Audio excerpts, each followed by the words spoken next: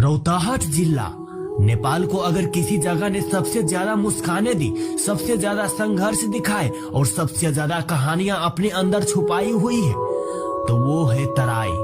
और उसी तराई का वो जिला जहां मिट्टी में भी इतिहास झलकता है, जहां खेतों में उम्मीद उगती है, जहां धर्म, संस्कृति और मानवता एक ही कतार में खड़े दिखाई देते हैं, वही है रौताहट जिला।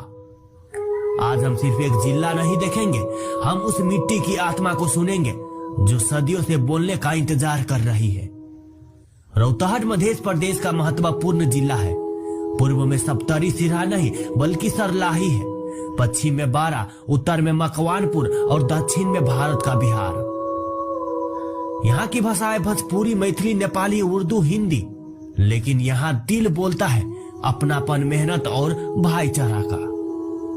ये जिला खेतों से शुरू होकर नदियों और जंगलों में फैला जाता है।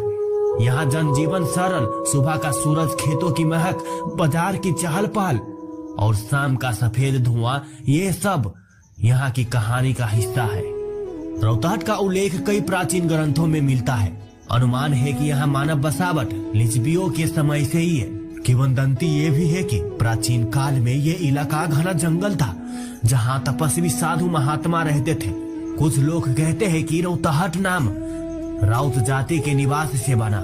कुछ कहते हैं ये एक ऐसी भूमि थी जहाँ राह यानी रास्ता और हट यानी बाजार दोनों मिलते थे, इसीलिए नाम पड़ा रौताहट। ये जिला व्यापार, धार्मिक यात्रा और संस्कृतियों का जुड़ाव बिंदु रहा है और यहाँ की मिट्टी वीरों को जन्म देती है। आज भी रौताहट के कई युवक नेपाल सेना, सशस्त्र पुलिस भीषण घटनाओं के दौरान बहादुरी का उदाहरण बने हैं। मधेश आंदोलन में यहाँ की भूमिका इतिहास के पन्नों पर लिखी गई है। रौताहट ने अपने युवा, अपना खून, अपनी आवाज सब कुछ दिया।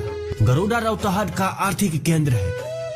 यहाँ व्यापार, शिक्षा, अस्पताल सब कुछ तेजी से बढ़ रहा है। दिनों में यहाँ भीड़ होती है, रात में सड़क चमकती है और हर दुकान के पीछे एक संघर्ष की कहानी होती है। गौर सिर्फ एक शहर नहीं, ये रौताहट का सांस लेने वाला इतिहास है।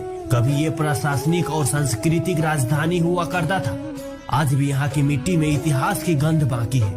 कहा जाता है कि ये किला कभी युद्ध राजनीति का गुप्त केंद्र था। रात में यहाँ कई लोग पैरों की आवाज, मसाल जैसी रोशनी या पुरानी फुसफुसाहट सुनने की बात करते थे। ये मठ सिर्फ पूजा का स्थान नहीं, ये कई तपस्वियों ने अपनी जीवन साधना पूरी की है। और कई लोग दावा करते हैं कि भोर में यहाँ घंटियों की आवाज बिना किसी के बजाए सुनाई देती है। गढ़ीबाई मंदिर, जहाँ लोग मान्यता के साथ